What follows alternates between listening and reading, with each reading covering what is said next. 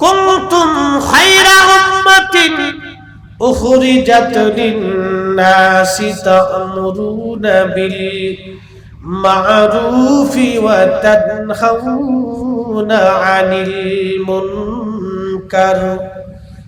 আমার আখির নবীর উম্মতেরা, তোমাদেরকে শ্রেষ্ঠত্ব দিলাম এই জন্যই তোমরা পৃথিবীতে দুইটা কাজ করবে। একটা কাজ ভালো পন্থী মানুষদেরকে ডাকবা, 2 নম্বর কাজ তোমরা খারাপ কাজ থেকে মানুষদেরকে ফিরাইয়া রাখবা। শ্রেষ্ঠত্ব আল্লাহ দিলেন। হযরত ঈসা রূহুল্লাহ নুজাহাতুল মাজলিসের মধ্যে একটা ঘটনা লেখা হয়েছে। ঈসা রূহুল্লাহ আলাইহিস সালাম একটা মস্ত বড় পাথরের পাশ দিয়ে যাচ্ছেন, বিরাট বড় পাহাড়। এই পাহাড়ের পাশ দিয়ে ঈসা নবী পাশ দিয়ে যাওয়ার সময় লক্ষ্য করলেন একটা সাদা ধবধবে মার্বেল পাথর পড়ে আছে, একবারে সাদা, চকচকে সাদা, দুধের মতো চকচকে সাদা পাথর। আল্লাহর নবী ঈসা রূহুল্লাহ ডাক দিয়ে বললেন, ইয়া রাব্বি, এত সুন্দর পাথর জীবনে কোনোদিন দেখি নাই আল্লাহ। বাইরে এত সুন্দর, কিন্তু ভিতরে কি আছে আমি দেখতে চাই। আমার রব ডাক দিয়ে বলেন, ঈসা রে, তাহলে তোমার লাঠি দিয়ে পাথরের মধ্যে তুমি আঘাত করো। তুমি তোমার লাঠি দিয়ে পাথরের মধ্যে আঘাত করো। হযরত ঈসা নবী যখন পাথরে আঘাত করলেন, সাথে সাথে পাথরের মাঝখান থেকে ভেঙে 2টা টুকরা হয়ে গেল। যখন পাথরের মাঝখান থেকে ভেঙে 2টা টুকরা হয়ে গেল, তখন ঈসা নবী লক্ষ্য করলেন পাথরের ভিতরে একজন আল্লাহর বান্দা সবুজ একটা লাঠির উপরে ভর দিয়ে দাঁড়ায় দাঁড়ায় আল্লাহর জিকির আদায় করতেছে। জোরে বলেন আল্লাহু আকবার। প্রশ্ন রাখতে পারেন মাওলানা ফরিদি, পাথরের ভিতরে মানুষ কি করে বাঁচবে, কি করে সম্ভব পাথরের ভিতরে মানুষ বাঁচানো? এখন আপনাদেরকে প্রশ্ন করি, জবাব দিবেন। মায়ের পেটে যে আল্লাহ খাবার পৌঁছায়, দুনিয়ার জগতে ওই আল্লাহ আপনার খাবার দেয়। কথা কোন ঠিক কিনা? আচ্ছা বলেন তো, মায়ের পেটের মধ্যে আমরা ছিলাম সর্বনিম্ন 6 মাস, সর্বোচ্চ 10 মাস 10 দিন, এর মাঝামাঝি মধ্যবর্তী সময় আমরা মায়ের পেটে ছিলাম। আল্লাহ রাব্বুল আলামিন এমন একটা ব্যবস্থা করলেন, মায়ের নারীর মাধ্যমে আল্লাহ আমার ভিতরে খাবার পৌঁছাইলেন, পানি পৌঁছাইলেন, পুষ্টি পৌঁছাইলেন। মা ফল খাইলে বাচ্চার ফল খাওয়া হয়ে যায়, মা লেবু খাইলে বাচ্চারও লেবু খাওয়া হয়ে যায়, মা রুটি খাইলে বাচ্চারও রুটি খাওয়া হয়ে যায়, মা খেজুর খাইলে বাচ্চারও খেজুর খাওয়া হয়ে যায়, মা সুস্থ থাকলে বাচ্চাটারও সুস্থ থাকা হয়ে যায়, মা সুস্থ থাকলে বাচ্চাটাও সুস্থ হয়, মা পুষ্টিগুণ সম্পন্ন হলে বাচ্চা পুষ্টিগুণ সম্পন্ন হয়। এই জন্য ডাক্তার বলতো মেয়েরা অন্তঃসত্ত্বা হলে ভালো ভালো খাবার খেতে হয়, পুষ্টিগুণ সমৃদ্ধ খাবারগুলি খেতে হয়।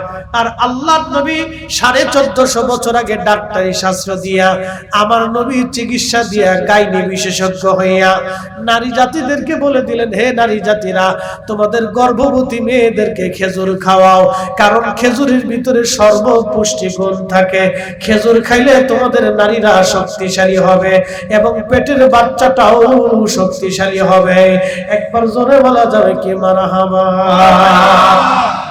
কি খাইতে কইছে? আমরা দেশের বেটি রাখে ফুসকা, কি কথা কন না কেন? শটপটি নাম দিছি বিসমিল্লাহ শটপটি হাউস। ওরে সারা দেশের শটপটি আর ফুসকার যে কি মার্কেট রে ভাই, বাপরে বাপ, পুরো বিচে ছাড়তে পারে না।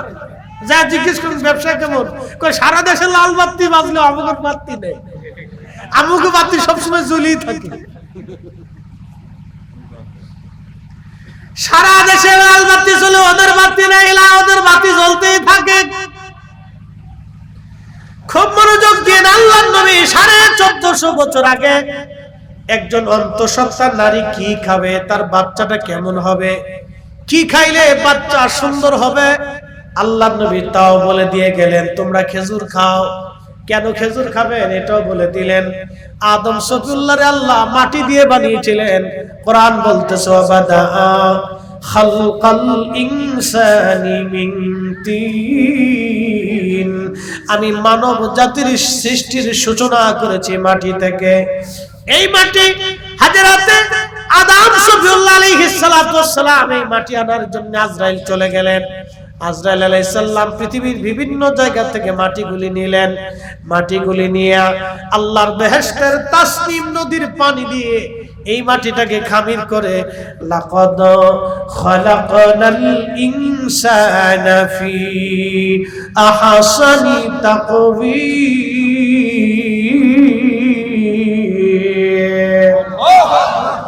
আল্লাহ সুন্দর চমৎকার সৌন্দর্য দিয়ে আমার রব মানুষ জাতি বানাইলেন। চার রঙের মশলা দিয়া, চার রঙের মশলা দিয়া যে কইরাছে তোর গঠন, চার রঙের মশলা দিয়া। আগুন পানি মাটি বাতাস একই যোগে করিয়া প্রকাশ। আগুন পানি মাটি বাতাস একই যোগে করিয়া প্রকাশ। দেখিলি না তুই কইরা তালাশ, ওরে দেখিলি না তুই কইরা তালাশ। কোন জায়গা সে মহাজন, চার রঙের মশলা দিয়া যে কইরা সে তোর গঠন, চার রঙের মশলা দিয়া। আগুন বাতাস আব আতশ খাক বাদ। হুজুর গাউসে পাক মহিউদ্দিন আব্দুল কাদের জিলানী রাহিমাহুল্লাহ সিদরুল আসরারের মধ্যে লেখেন আব আতশ খাক বাদ, চারটা পদার্থ দিয়ে আল্লাহ মানব জাতির বডি আল্লাহ নির্মাণ করলেন। কিন্তু সূচনা করলেন আল্লাহ মাটি দিয়া। ওয়া বাদা খালকাল ইনসানি মিন তিন, আমি মাটি থেকে মানব জাতির সৃষ্টির সূচনা করলাম। এরপরে পানি, এরপরে বাতাস, এরপরে আগুন। আল্লাহ চারটা পদার্থ দিয়ে মানব দেহ বডি তৈরি করলেন। এই বডির ভিতরে ইঞ্জিন, রূহ নামক ইঞ্জিনটাকে আমার আল্লাহ ফিট করে দিলেন। তাও কতদিনে দেয় জানেননি? মার পেটের মধ্যে বাবা এবং মায়ের নির্গত নির্যাস এক ফোঁটা পানি। কোরআন শরীফ আল্লাহ বললেন সুম্মা জাআলা নাসলাহু মিন সুলালাতিন মিন মাইন মাহিন, আমি মানুষের বংশ বিস্তার করলাম। ছেলে দিলাম, মেয়ে দিলাম, নাতি দিলাম, পুতি দিলাম, বাতিজা দিলাম, বাগিনা দিলাম, আত্মীয় দিলাম, প্রতিবেশী দিলাম, বংশ বিস্তার করলাম। মানব জাতির শরীর থেকে নির্গত একটু ধাবমান পানি, এই পানি থেকে আল্লাহ মানব জাতি বানাইলেন। একবার জোরে বলা যাবে কি আল্লাহু আকবার। ধাবমান পানি থেকে আল্লাহ রাব্বুল আলামিন মানব জাতিকে সৃষ্টি করলেন। ধাবমান পানি বাবার বক্ষদেশ, পৃষ্ঠদেশ, মায়ের বক্ষদেশ থেকে অ্যাডজাস্ট করে মায়ের রেহেমের ভিতরে এক নিরাপদ আধারে আল্লাহ 40 দিন ডিফাইন করলেন সর্বপ্রথম। এরপরে আল্লাহ এটাকে রক্তপিণ্ড করলেন। খালাকাল ইনসানা মিন আলাক, আমি মানুষকে সৃষ্টি করেছি রক্তপিণ্ড থেকে। এরপরে আল্লাহ রক্তপিণ্ডটাকে আরো আল্লাহ 40 দিন ডিফাইন করলেন। এরপরে গোশতের টুকরো, এরপরে আল্লাহ আরো 40 দিন ডিফাইন করলেন। এরপরে দেহ হলো, অস্থি হলো, নাক হলো, চোখ হলো, একটা মানুষ হলো। সেই সময় আল্লাহ 120 দিনের মাথাতে রূহের জগৎ থেকে আমাদের অরিজিনাল ইঞ্জিনটা যেটা আপনাদের সামনে কথা বলতেছে, যে আপনাদের সামনে নসিহত করতেছে, যে আপনাদেরকে কোরআন বুঝাচ্ছে, যে প্রধান অতিথি বক্তব্য দিয়েছে, যে পৃষ্ঠপোষক বসে আছে, যে সভাপতি বসে আছে, যে আপনার ডানে উপস্থিত, বামে উপস্থিত, পিছে উপস্থিত, সামনে উপস্থিত, 60 বছর আপনার সাথে স্ত্রী হয়ে আপনার সাথে একসাথে সংসার করলো, আপনার স্বামী হয়ে 40 বছর আপনার দিনা পানা অভাব অনটন ক্ষুধা যন্ত্রণা ভালোবাসা দিয়ে আপনাকে আগলে রাখলো, এই 40-60 বছর ধরে আপনার জীবনের সংসারের ডানে বামে বন্ধু হয়ে কাটিয়ে দিল, সেই লোকটা, তার ভিতরের লোকটাকে আমরা আজও পর্যন্ত দেখি নাই, কিন্তু বাহিরের সুরতটাকে দেখছি, ভিতরের সুরতটাকে আজও পর্যন্ত দেখি নাই, ভিতরের মনের ভাব আজও পর্যন্ত পরিপূর্ণ মতো বুঝতে পারি নাই। সকালে এক রূপ, বিকেলে আর এক রূপ, দিলে খুশি হয়, না দিলে বেজার হয়। আপনি দিবেন যতদিন, ততদিন আপনি ভালো, দিতে পারবেন না, আপনার মতো খারাপ আর দুনিয়াতে কেউ নাই। ঠিক, আসতে বললেও ঠিক, জোরে বললেও ঠিক, না বললেই ঠিক। কারণ হলো আপনাদেরকে বলে দিয়ে যায়, যতদিন দিবেন, ছেলে খুশি মেয়ে খুশি, দিতে পারবেন না, বৃদ্ধ হয়ে যাবেন, লাঠি হাতে নিবেন, অসুস্থ হবেন, ক্যান্সারে পড়ে যাবেন, আলসারে পড়ে যাবেন, এই আপনার কি বলে পক্ষঘাতে পড়ে যাবেন। ছেলে বলবে মরে না কেন, বেটার বউ বলে ঘ্যান ঘ্যান ভালো লাগে না, আর সংসারের লোকজন বলে জঞ্জাল চলে গেলেই ভালো, এটা বেশি দিন টিকে না। বিভিন্ন জনের কাছে দোয়া চায়, হুজুর একটু দোয়া করেন, আব্বার অবস্থা ভালো না, হয় আল্লাহ নিয়ে যাক, না হলে সুস্থ করে দিন। অসুস্থটাকে আর কেউ পছন্দ করে না, কি কথা কর না কেন, ঠিক কিনা? জীবনের বাস্তবতা এটাই। অতএব যাকে খুশি করলে আখিরাতে মুক্তি হবে, তাকে খুশি করে যাওয়াটাই বুদ্ধিমানের কাজ। যাকে খুশি করলে আখিরাতে মুক্ত হবে, তাকে খুশি করে। 120 দিনের মাথায় আল্লাহ আমার ইঞ্জিনটা ভিতরে ফিট করে দিল। একসাথে বলবেন আল্লাহু আকবার। মায়ের পেটের ভিতরে পানি কে দিল? জোরে বলতে হবে, কে দিল? খাবার কে দিল? অক্সিজেন কে দিল? পুষ্টি কে দিল? আমার সুরত কার ইচ্ছা? ফি আই সূরাতিন মা শাআ রাক্কাবা। রব্বুল আলামিন বললেন, আমি রব আমার ইচ্ছা অনুযায়ী তোমাকে সুরত দিলাম, তোমাকে সুরত দিয়েছি আমি আমার ইচ্ছা অনুযায়ী। আল্লাহ সুরত দিলেন ইচ্ছা অনুযায়ী, সৃষ্টি করলেন আল্লাহর ইচ্ছা অনুযায়ী। আহা, 120 দিনের মাথায় রুহু নামক ইঞ্জিনটা আল্লাহ ফুঁকায় দিলেন। এখন প্রশ্ন করি, জবাব দিবেন। যে রব্বুল আলামিন মায়ের পেটে থাকতে আমার আপনার খাবার দিতে পারলো, দুনিয়ায় থাকতে সে আল্লাহ খাবার দেয় কি দেয় না? তারপরেও আমরা সুদ খাই, ঘুষ খাই, অন্যের জমি মাইনে খাই, অন্যের জিনিস খাইলে খাই। শুধু এই চিন্তা, বিদেশে যে নেয় দালাল, ও টাকা মারতে বললেই খুশি। বাংলাদেশের সবচেয়ে বেশি ঋণী হলো বিদেশি যারা নেয়, এই দালাল গোষ্ঠী। ও টাকা নিবে 100 জনের কাছ থেকে, বিদেশ পাঠাবে 50 জন, বাকি 50 জনের টাকা দিতে দিতে 50 বছর শেষ করে। এদিন দিবে, কালকে দিবে, পরের দিন দিবে, এই একটু দেয়, আর একটু দেয় না, আরেকটু দেয়, আরেকটু দেয় না। ওর তো পুরো সিটার আমি পৃথিবীতে দেখিনি, এত বড় সিটার আমি দুনিয়াতে দেখিনি। আন্তর্জাতিক মানের সিটার, কারে কই সিটার? আর যদি দুর্বল মানুষ পায়, তাতে তার টাকা দেওয়ার নামই নেই, ও চেহারাই দেখা যায়। কি কথা কেন? ও ভাবতেছে যে আমি এই টাকা নিয়ে বুঝি বেহেশতে চলে যাবো। ওরে সূরা। আচ্ছা, আমার দিকে তাকান 1 মিনিট, 2টা প্রশ্ন করি আজকে।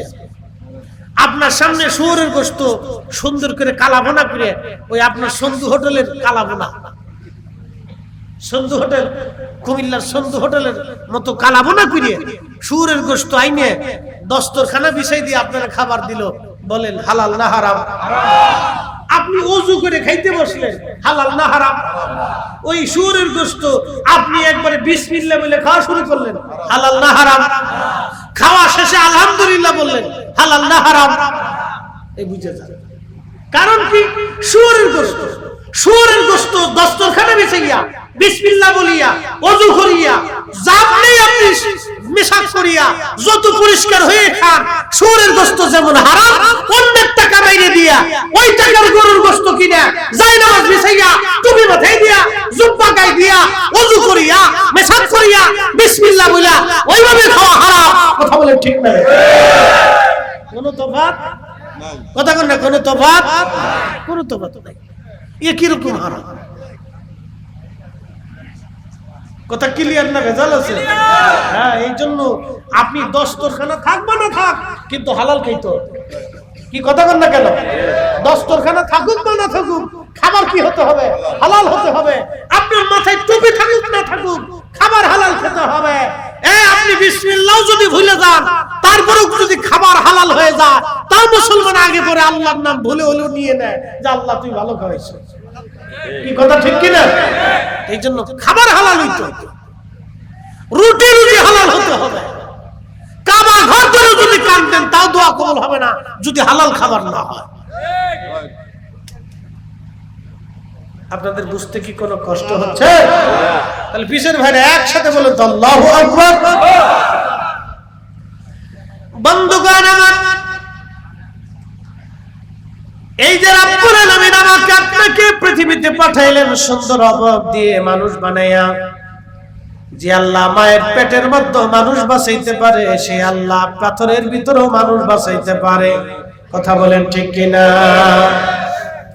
আমি ভুটান গেছিলাম, ভুটান অনেক বছর আগে, প্রায় 10 বছর। আমার স্টুডেন্ট লাইফ শেষ, কামিল শেষ করছি এই সময় ইন্ডিয়াতে মাহফিল। আমি ফাজিল থেকে ওয়াজ করি আর কি।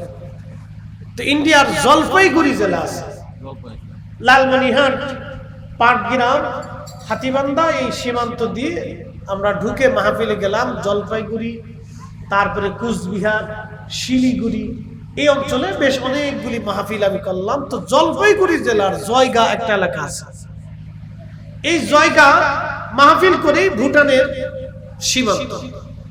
তো তখনকার সময় ভারতীয় পাসপোর্ট, ভারতীয় ভিসার মাধ্যম দিয়ে ভুটানে ঢোকা যায়, একটা নিয়ম ছিল। তোরা বললো হুজুর ভুটানে চলেন, আপনাকে নিয়ে ঘুরে এসে। তা আমি ভুটানে চিন্তা করলাম ঠিক আছে চলেন যাই, সুন্দর দেশ, পাহাড়ি দেশ। তো ভুটানে যাওয়ার জন্য ওরা কি সিল সাপ করে পাসপোর্ট টাসপোর্টে যা যা করার ওরা করলো। তা আমাকে নিয়ে চলে ভুটানের বৌদ্ধ মন্দির দেখাইলো, জাতীয় মন্দির, তারপরে পাহাড়ের বিভিন্ন দর্শনীয় স্থান, এই বিভিন্ন জায়গায় ঘুরে ঘুরে দেখাইতে দেখাইতে আমাকে একটা পাহাড়ের উঁচুতে নিয়ে গেল। হাঁটতে হাঁটতে হাঁটতে হাঁটতে 2-3 ঘন্টা হাঁটতে হাঁটতে যান শেষ। তো নিয়ে যাওয়ার পরে আমি বললাম এত কষ্ট করে পাহাড়ের উপরে কেন আছে? হুজুর কালা পাথর দেখানোর জন্য আছে। কালা পাথর? ওরা বলে কালা পাথর। পাথরটা আসলেই কালা, কুসকুসে কালা, ফুটবলের মতো গোল, কিন্তু বিরাট আকৃতির একটা পাথর, গোল, একবারে পাহাড়ের পাশে একভাবে আল্লাহ রাব্বুল আলামিন সেট করে রাখছে। আমি পাথরের চারপাশে দিয়ে ঘুরতেছি, ঘুরে ঘুরে দেখতেছি। তাই বললাম যে শুধুই কি কালা পাথর দেখানোর জন্য আসছেন? বলে হুজুর না, পাথরের উপর ভালো করে লক্ষ্য করে দেখেন, পাথরের ভিতরে আল্লাহ একটা গাছ বানায় রাখছে। একসাথে বলবেন আল্লাহু আকবার। পাথরের ভিতরে গাছ। আমি দেখে আশ্চর্য হয়ে আমি বললাম আয় রব্বে করিম, পাথরের ভিতরে গাছ। তখন আমি তাদেরকে এই হাদিসের ওয়াজ শোনাইলাম যে ঈসা রূহুল্লাহ আলাইহিস সালাতু ওয়াস সালাম তিনি দেখতেছে পাথরের ভিতরে একজন আল্লাহর বান্দা আল্লাহর জিকির করতেছে। হযরত ঈসা নবী জিজ্ঞেস করলেন, ও হে আল্লাহর বান্দা, কতদিন তুমি ধরে পাথরের মধ্যে আল্লাহ জিকির করো? বলে 400 বছর ধরে আল্লাহ জিকির করি। বলে 400 বছর ধরে আল্লাহর জিকির করো তুমি পাথরের মধ্যে খাও কি? বলে পাথরের মধ্যে দেখো আমার আল্লাহ একটা আঙ্গুর গাছ লাগায় রাখছে, এই আঙ্গুর খেয়ে আমি 500-400 বছর ধরে পাথরে বেঁচে আছি এবং আল্লাহর ইবাদত করেই যাচ্ছি, একটা সেকেন্ডের জন্য আল্লাহর ইবাদত বাদ দেই নাই। একবার জোরে বলা যাবে কি মারহাবা? কত বছর? আজকে হিসাব দিয়ে দিতেছি। এই বস বস বস, কত বছর? 400 বছর। একসাথে বলুন কত বছর? 400 বছরে কোনো গুনাহ নাই। 400 বছরের কোনো গুনাহ, 400 বছরের দুনিয়ার রাজনীতি, জঞ্জাল, স্ত্রী পুত্র পরিজন কিচ্ছু নাই, শুধু খালি কি আল্লাহ। জোরে বলেন শুধু কে? কত বছর? 400 বছর।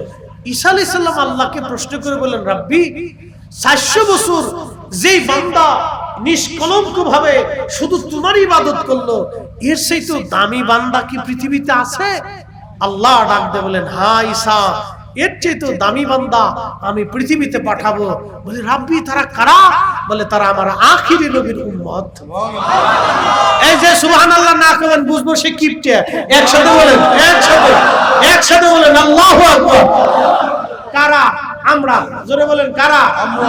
মসজিদে জুতা চুরির জন্য, সুদ খাওয়ার জন্য, হারাম খাওয়ার জন্য, মাথায় বাড়ি দেওয়ার জন্য, মারামারি করার জন্য, এই মানুষের মুরগি চুরি করার জন্য, গরু চুরির জন্য, ডাকাতি করার জন্য, সিটারি করার জন্য, বাটপারি করার জন্য না, এইগুলির জন্য আল্লাহ আমাদেরকে শ্রেষ্ঠত্ব দেন নাই, নবীর আদর্শ মানার জন্য শ্রেষ্ঠত্ব দিয়েছে। কথা বলে ঠিক কি? তো হযরতে ঈসা আলাইহিস সালাতু ওয়াস সালাম বললেন, আল্লাহ 400 বছর ধরে বান্দা বিরামহীন ভাবে নিষ্কলঙ্ক ভাবে ইবাদত করতেছে, তার চেয়ে তো দামি হবে কি কারণে হবে? কারণ কি? আল্লাহ রাব্বে বলে, ঈসা কারণ তোমাকে বুঝাই, আমার আখির নবীর উম্মতের ভিতরে এমন কিছু কিছু ফজিলত আমি আল্লাহ দিয়ে দেব। এমন কিছু রাত হবে, দিন হবে, এমন কিছু ফজিলত হবে যে এই বান্দার 400 বছরের ইবাদতের চাইতেও সেই ইবাদতগুলি এক মুহূর্তেও দামি হয়ে যাবে। জোরে বলেন মারহাবা। এখন আপনি প্রশ্ন করতে পারেন, ফরিদি হুজুর সেটা কেমন? আমি আপনাকে এখন দলিল দিয়ে দিচ্ছি। আগামীকাল কি বার? জোরে বলেন। এটা তো বাংলায় বলছেন, আরবিতে কি? জুমা। আরবিতে কি? জুমা। এটার একটা হাদিসে আল্লাহ রাসূল বিশুদ্ধ হাদিসে বলেছেন, সাইয়্যিদুল আইয়াম, দিনের সরদার, শ্রেষ্ঠ দিনের একটা দিন। একসাথে বলবেন না মারহাবা। কালকে কি জুমা পড়া লাগবে না? জোরে বলেন না ইনশাআল্লাহ। কিন্তু আমাদের দেশে দুই ধরনের মুসল্লি, এক মুসল্লি আগে যায় আর আরেক মুসল্লি সেট মাইয়া ভাব বুব লইয়া ফিসে কুত্তি যায়। আমাদের ফরিদপুরে বাসায় মানে কুতাকুতি করতে যায়, খুব দুর্বলতে ঝিমিটি যায়।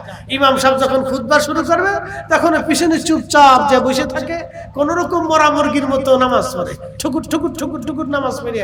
ও চিন্তা করে বিরাট বড় বিপদে পড়ে গেছি, ওই বিপদ ছেড়ে দিয়ে মসজিদ থেকে বের হয়ে বাকি দোয়া কালাম আর কিছু নেই, মসজিদ থেকে বের হয়ে বাড়ি চলে আইছে। এরকম মুসল্লি আছে না? এটা সাপ্তাহিক মুসল্লি, সারা সপ্তাহে মসজিদে যাবে না, শুধু জুমার দিন যাবে। কি কথা কর না কেন? কোন দিন যাবে? শুধু জুমার দিনে মুসল্লি, আর কোন ওয়াক্তে মুসল্লি নাই। এটা হলো সাপ্তাহিক মুসল্লি, বতরে মুসল্লি। এটা নাম দিছি বতরে মুসল্লি। সামনে আসবে রাজনৈতিক মুসল্লি। বলে হুজুর রাজনৈতিক মুসল্লি কি? নির্বাচন আসার পরে দেখবেন যে জীবনে নামাজ পড়ে নাই এও নামাজ পড়তেছে, ফ্যানতে টিস্যু ব্যবহার করে নাই, মুইতে সেলমেশিন স্টার্ট করিয়া সেল লাগাই দিছে, এও নামাজে হারাই গেছে।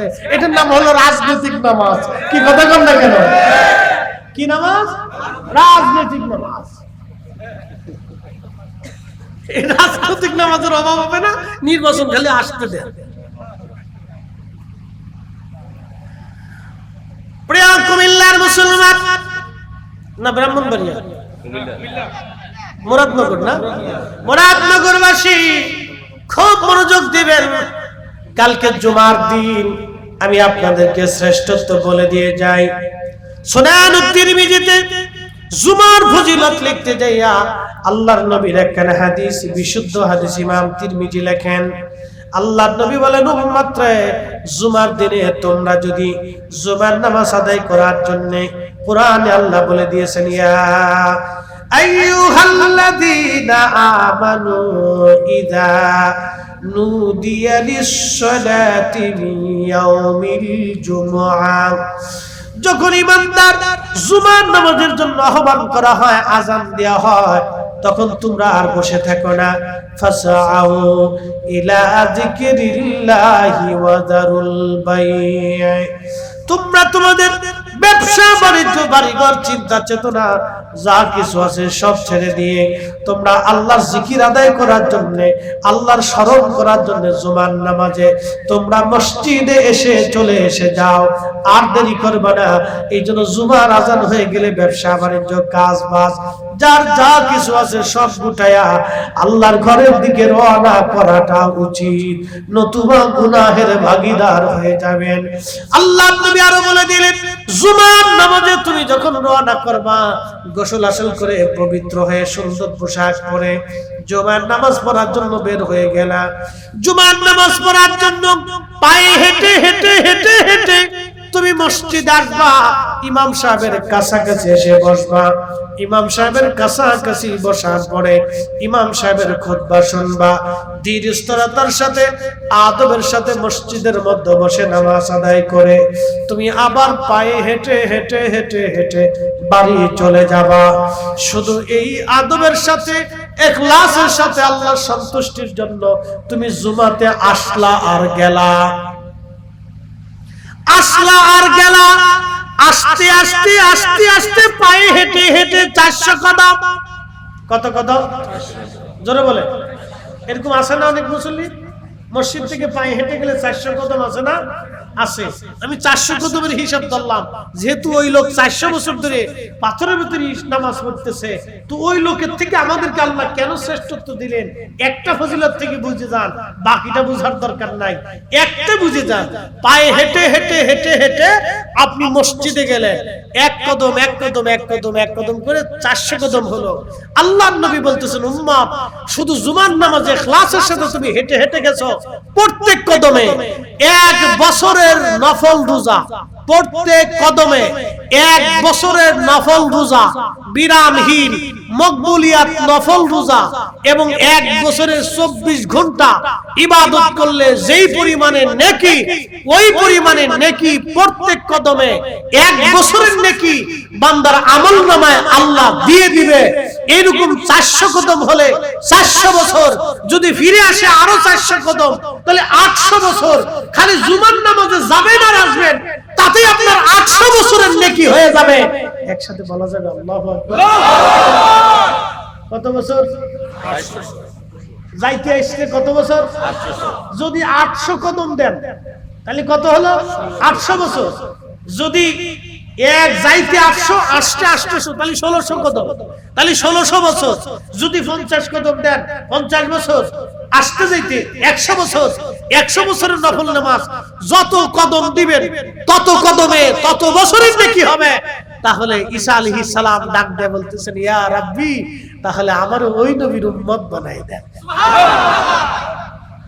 ওই নবীর উম্মত বানাই দেন। জোরে বলেন, ওই নবীর উম্মত বানাই দেন। ওই বেটা পাথরের ভিতরে 400 বছর ইবাদত করছে, আর আপনি শুধু জুমার দিনে মসজিদে যাবেন আর আসবেন, ইখলাসের সাথে পায়ে হেঁটে যাবেন আর আসবেন, কদমে কদমে 1 বছরের নেকি, বিরামহীন নফল রোজা সহ বিরামহীন ইবাদতের নেকি আপনার আমলনামাতে আল্লাহ লিখে দিবে। সে 400 বছর ধরে পাথর ইবাদত করছে, আর আল্লাহ আমাদের মসজিদে শুধু যাবেন আর আসবেন, তাতেই কদমে কদমে 1 বছরের নেকি লিখে দিবে। এটা আমাদের রাসূলের কারণে। কথা বলেন ঠিক না বেঠিক? এই জন্য আরবিতে একটা প্রবাদ আছে, শরফুল মাকিনা ও শরফুল মাকান, শরফুল মাকানি ও শরফুল মাকিল। কিছু জায়গার কারণে মানুষের দাম বাড়ে, কিছু মানুষের কারণে জায়গার দাম বাড়ে। আচ্ছা, আপনাদেরকে বলি, কারবালাতে ইমাম হুসাইন শহীদ হয়েছেন কিনা? আচ্ছা, কারবালায় মুসলমান কি জন্য যায়? হুসাইনের জন্য যায়। জোরে বলেন, কার জন্য যায়? জোরে বলেন, কার জন্য?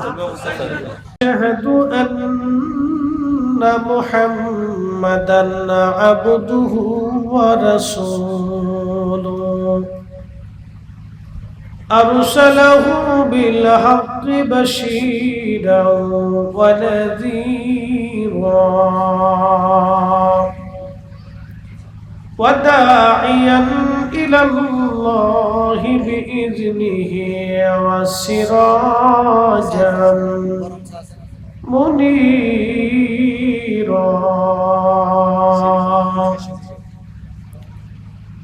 أما بعد فقد قال الله تعالى في كلامه المجيد: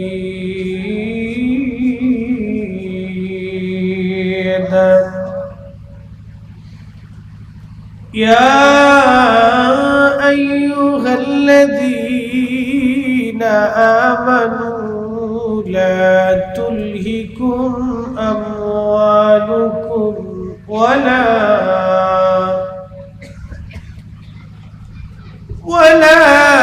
أولادكم عن ذكر الله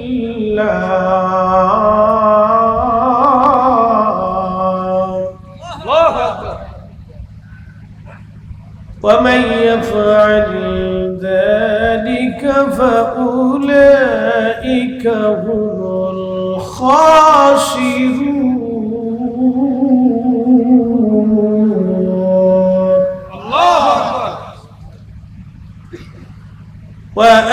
وأنفقوا مما رزقناكم من قبل أن يأتي أحدكم الموت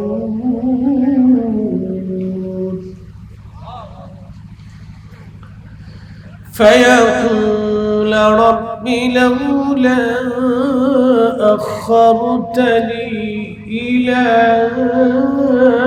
أجل قريب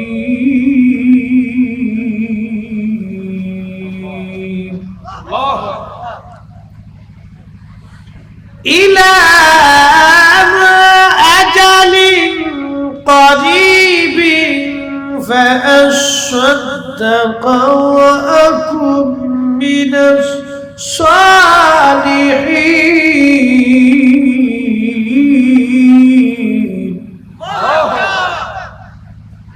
صدق الله المولانا العظيم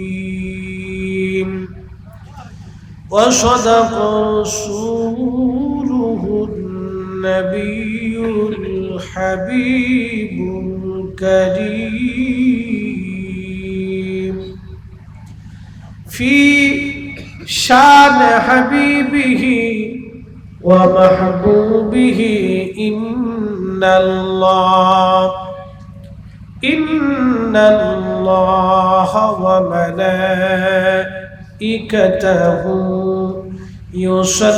يصلون على النبي يا أيها الذين آمنوا صلوا عليه وسلموا تسليما. اللهم صل على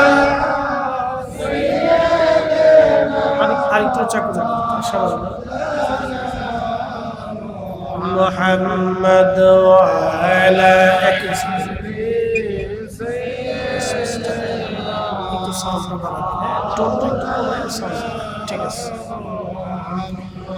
নবীর ইশকে যার দিল ভাই এ ভুবনে কাঁদে না, রোজ হাসরে ভাই জানতারা নবীজির দেখা পাবে না। আল্লাহুম্মা সাল্লি আলা সাইয়্যিদিনা মাশাআল্লাহ আল্লাহু আকবার ওয়া আলা আলি সাইয়্যিদিনা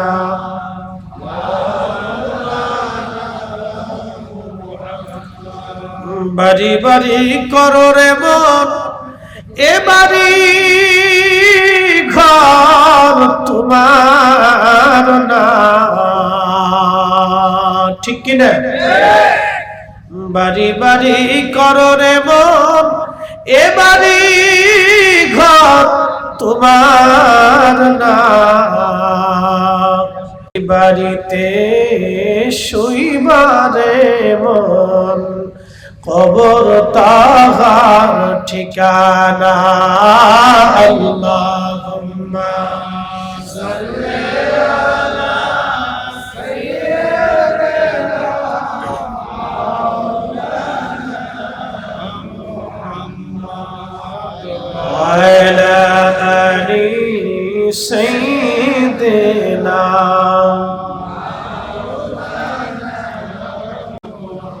একটু জবান খুলে জিকির করি লা ইলাহা ইল্লাল্লাহ, জোরে লা ইলাহা ইল্লাল্লাহ, লা ইলাহা ইল্লাল্লাহ, হাসবি রাব্বি জাল্লাল্লাহ, মা ফি কলবি গায়রুল্লাহ, নূর মুহাম্মদ সাল্লাল্লাহ, লা ইলাহা ইল্লাল্লাহ, লা ইলাহা ইল্লাল্লাহ, লা ইলাহা ইল্লাল্লাহ, লা ইলাহা ইল্লাল্লাহ, লা ইলাহা ইল্লাল্লাহ, মুহাম্মাদুর রাসূলুল্লাহ সাল্লাল্লাহু আলাইহি ওয়াসাল্লাম।